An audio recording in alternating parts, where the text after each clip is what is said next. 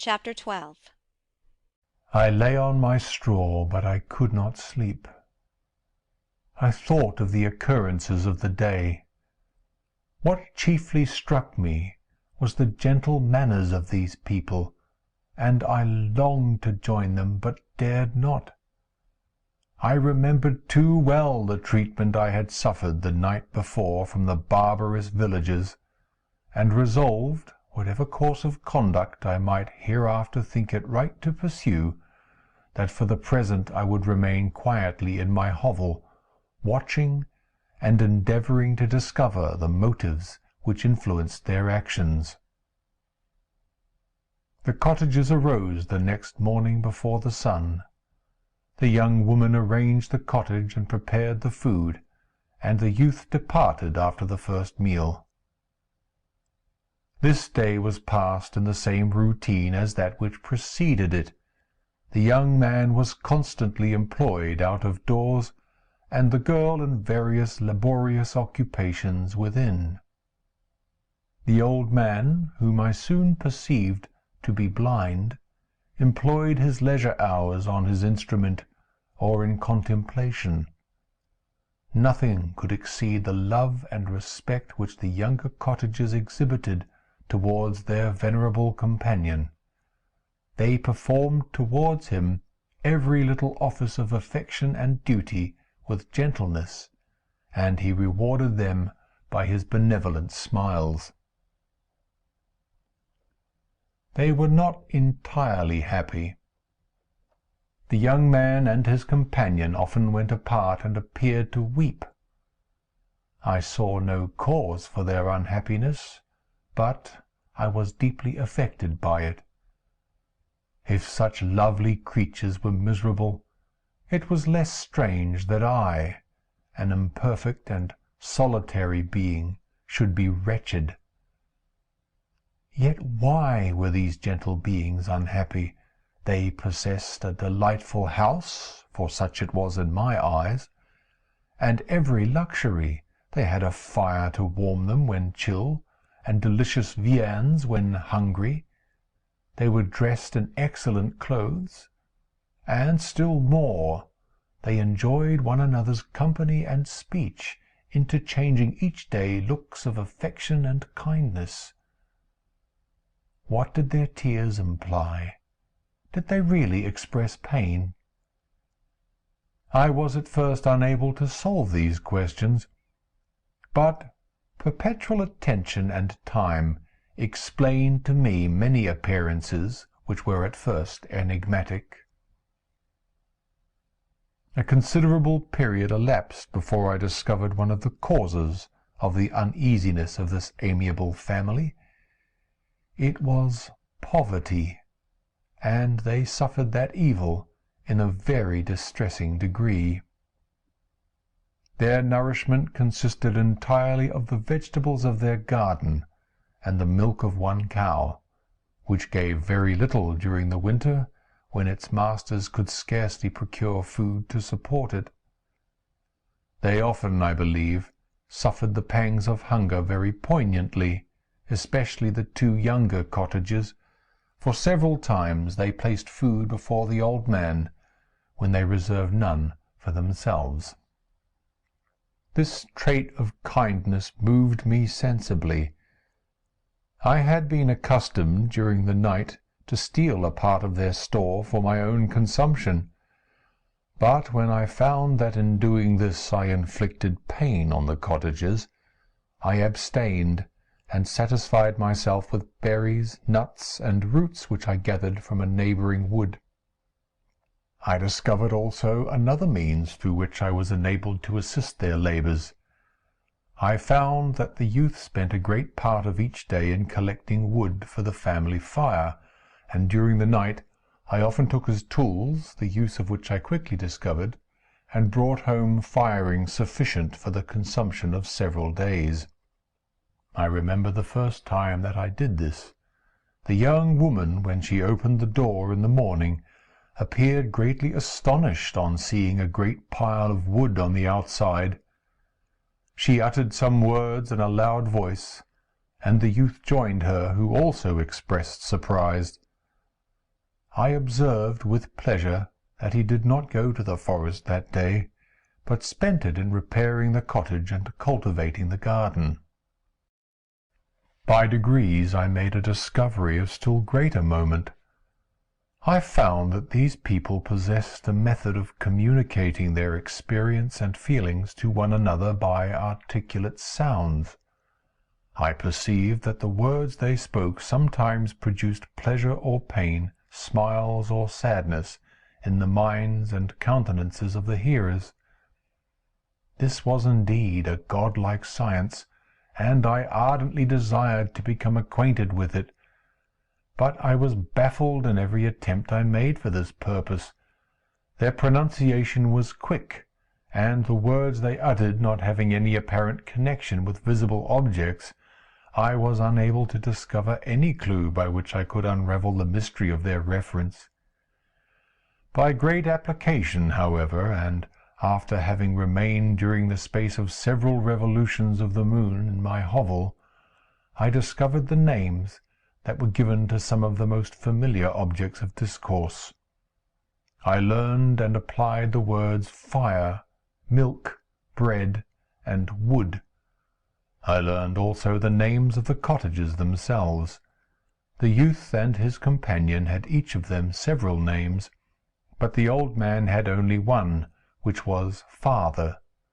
The girl was called sister or Agatha, and the youth Felix, brother or son. I cannot describe the delight I felt when I learned the ideas appropriated to each of these sounds, and was able to pronounce them. I distinguished several other words, without being able as yet to understand or apply them, such as good, dearest, unhappy. I spent the winter in this manner. The gentle manners and beauty of the cottages greatly endeared them to me. When they were unhappy, I felt depressed. When they rejoiced, I sympathized in their joys. I saw few human beings besides them, and if any other happened to enter the cottage, their harsh manners and rude gait only enhanced to me the superior accomplishments of my friends. The old man, I could perceive, often endeavoured to encourage his children, as sometimes I found that he called them, to cast off their melancholy. He would talk in a cheerful accent, with an expression of goodness that bestowed pleasure even upon me. Agatha listened with respect, her eyes sometimes filled with tears, which she endeavoured to wipe away unperceived. But I generally found that her countenance and tone were more cheerful after having listened to the exhortations of her father. It was not thus with Felix. He was always the saddest of the group, and even to my unpractised senses he appeared to have suffered more deeply than his friends. But if his countenance was more sorrowful, his voice was more cheerful than that of his sister, especially when he addressed the old man. I could mention innumerable instances which, although slight, mark the dispositions of these amiable cottagers. In the midst of poverty and want, Felix carried with pleasure to his sister the first little white flower that peeped out from beneath the snowy ground. Early in the morning, before she had risen, he cleared away the snow that obstructed her path to the milk-house, drew water from the well, and brought the wood from the outhouse, where, to his perpetual astonishment, he found his store always replenished by an invisible hand. In the day, I believe, he worked sometimes for a neighbouring farmer, because he often went forth and did not return until dinner, yet brought no wood with him. At other times he worked in the garden, but as there was little to do in the frosty season, he read to the old man and Agatha. This reading had puzzled me extremely at first, but by degrees I discovered that he uttered many of the same sounds when he read as when he talked. I conjectured, therefore, that he found on the paper signs for speech which he understood, and I ardently longed to comprehend these also, But how was that possible when I did not even understand the sounds for which they stood as signs? I improved, however, sensibly in this science, but not sufficiently to follow up any kind of conversation, although I applied my whole mind to the endeavour, for I easily perceived that, although I eagerly longed to discover myself to the cottagers, I ought not to make the attempt until I had first become master of their language, which knowledge might enable me to make them overlook the deformity of my figure, for with this also the contrast perpetually presented to my eyes had made me acquainted. I had admired the perfect forms of my cottagers, their grace, beauty, and delicate complexions, but how was I terrified when I viewed myself in a transparent pool!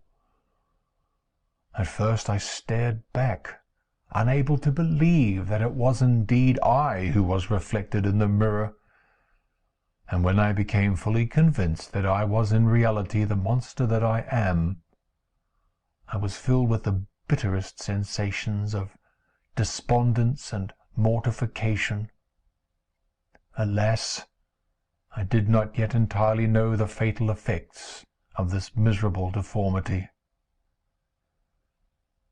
As the sun became warmer and the light of day longer, the snow vanished, and I beheld the bare trees and the black earth.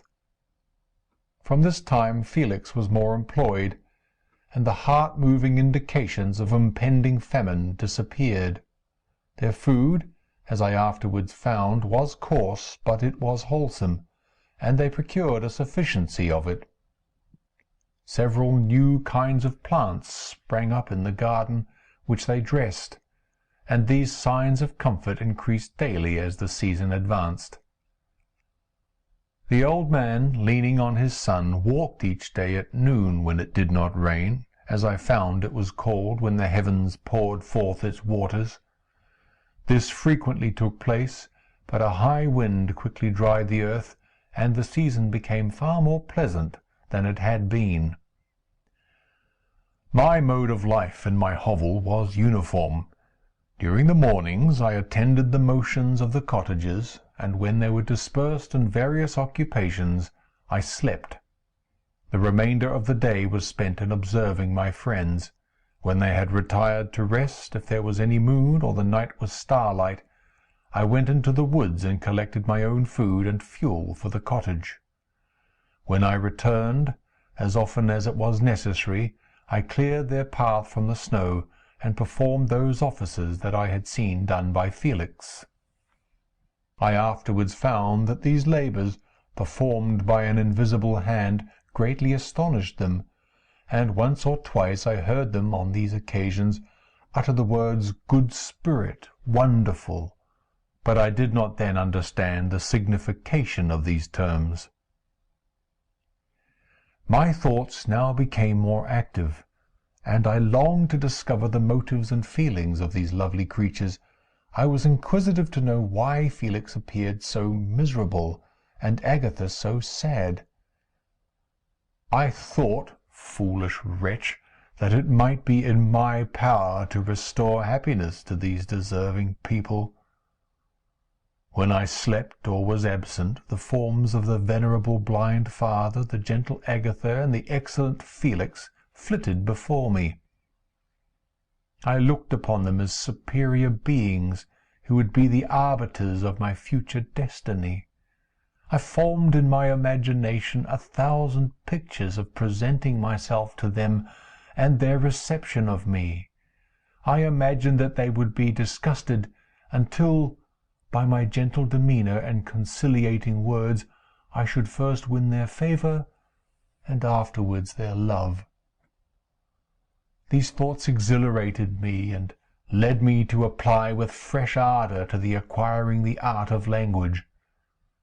My organs were indeed harsh, but supple, and although my voice was very unlike the soft music of their tones, yet I pronounced such words as I understood with tolerable ease. It was as the ass and the lapdog. Yet surely the gentle ass, whose intentions were affectionate, although his manners were rude, deserved better treatment than blows and execration. The pleasant showers and genial warmth of spring greatly altered the aspect of the earth. Men who before this change seemed to have been hid in caves dispersed themselves, and were employed in various arts of cultivation. The birds sang in more cheerful notes, and the leaves began to bud forth on the trees. Happy, happy earth! Fit habitation for gods, which, so short a time before, was bleak, damp, and unwholesome. My spirits were elevated by the enchanting appearance of nature. The past was blotted from my memory, the present was tranquil, and the future gilded by bright rays of hope and anticipations of joy.